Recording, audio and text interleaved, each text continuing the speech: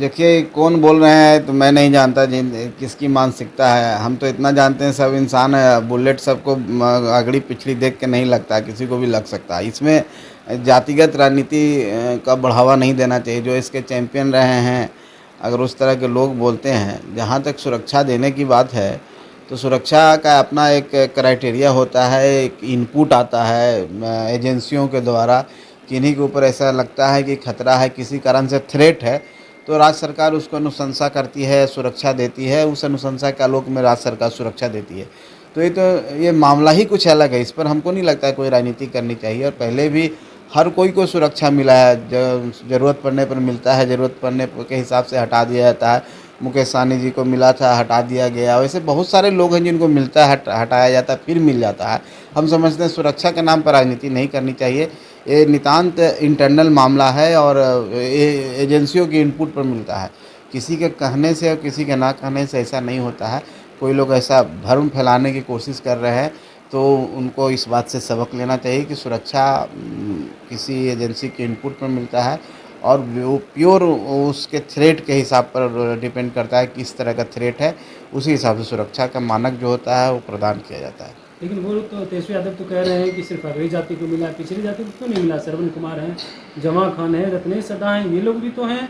इन लोगों को जयंत राज को नहीं मिला है। अब देखिए जिसके सुरक्षा के लिए मैंने बोला ना कि अगर मान लीजिए कि किन्हीं को थ्रेट है किसी तरह से और कोई एजेंसी के द्वारा बताया जाता है सरकार को कि इनको पर थ्रेट, उनको सुरक्षा मिलता है। संयोग से कोई अगड़ी जाति को, पिछड़ी जाति को, इससे क्या लेना देना है? तेजस्वी यादव जी, माननीय तेजस्वी यादव जी को भी जेड+ सुरक्षा मुहैया कराया गया था।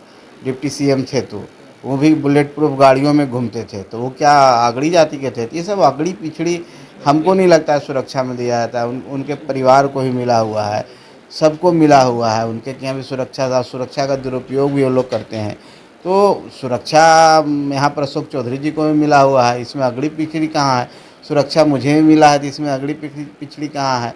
तो ये सब बात मैंने भ्रम फैलाने की बात है और ऐसी कोई बात नहीं। बिहार में अपराध बढ़ गया, इससे साबित होता है। वो लोग कह रहे हैं कि मंत्रियों को और सांसद को सुरक्षा दी जा रही है। तो उनको तो सुरक्षा नहीं लेनी चाहिए। तेजस्वी यादव जी को तो खुद सुरक्षा नहीं लेनी चाहिए। अगर डिप्टी सीएम रह करके जेड+ सुरक्षा ले करके और बुलेट प्रूफ गाड़ियों में घूम रहे थे तो वो थे तो अपराध कितना बढ़ा हुआ था? तो इसका मतलब है कि अगर वो कहते हैं कि मंत्री और विधायक को सुरक्षा नहीं मिलना चाहिए तो उनको उस समय सुरक्षा नहीं लेनी चाहिए। क्यों जेड+ सुरक्षा लेकर के बुलेट प्रूफ गाड़ी में? तुम करो तो सही और हम करें तो गलत। ये दो तरह का क्राइटेरिया और मानदंड नहीं चलेगा। वो पहले अपने गृहमान में झांक के देखें तब किसी के ऊपर इस तरह आरोप लगाए। एक सवाल हो रहा है कि श्याम रजक उनके पार्टी को छोड़कर चले गए हैं, कैसे देख रहे हैं? देखिए हर व्यक्ति की स्वतंत्रता होती है। श्याम रजक जी को घुटन महसूस हो रहा था। वो जिस समाज से आते हैं, पिछड़े और दलित समाज से आते हैं, वहाँ पर देखें कि उसके साथ न्याय नहीं मिल रहा है। वहाँ पर उनके साथ अन्याय किया जा रहा है और उनको लगा कि यहाँ पर हमारा गुजारा नहीं होने जा रहा है, तो वो पार्टी छोड़ करके अलग हुए हैं। और उनका क्या निर्णय है वो तो स्वयं स्वतंत्र हैं। कहाँ जाएंगे, किस पार्टी में जाएंगे, अपनी पार्टी बनाएंगे, क्या करेंगे, इसकी जानकारी मुझे नहीं है। लेकिन राजद में लोकतंत्र खत्म हो चुका है। सामाजिक न्याय का वो नारा देते हैं, वो है नहीं। क्योंकि एक पिछड़ा व्यक्ति एक ज़माने का नहीं, उस समय लालू जी के उस समय साथी रहे हैं जब लालू जी शुरुआती दौर में थे। राम और श्याम की जोड़ी कहा जाती थी और राम श्याम आज दोनों उनके पास से चले गए हैं। अब समझ लीजिए कि दो जोड़ी जो सबसे इम्पोर्टेंट जोड़ी थी वो चले गए हैं। अब उनका क्या हर्ष होगा ये भगवान ही बता सकते हैं। हाँ, एक सवाल और है। उपेंद्र कुशवाहा को 2 साल और मनोज मिश्रा को 4 साल के लिए राज्यसभा भेजा गया। इस पर भी कह रहे हैं कि देखिए कुशवाहा हैं, एक मिश्रा जी हैं, इसीलिए कुशवाहा जी को 2 साल के लिए दिया गया है। मांझी जी के साथ भी उसी तरह अन्याय हुआ है। चिराग पासवान को 5 सीट दे दिए और मांझी जी को 1 सीट मिला। अरे इतना ही उन शुभचिंतक थे तो हम भी तो उनके साथ लड़े थे विधानसभा में। उनसे हम सीट मांग रहे थे, एक भी सीट देने को तैयार नहीं थे।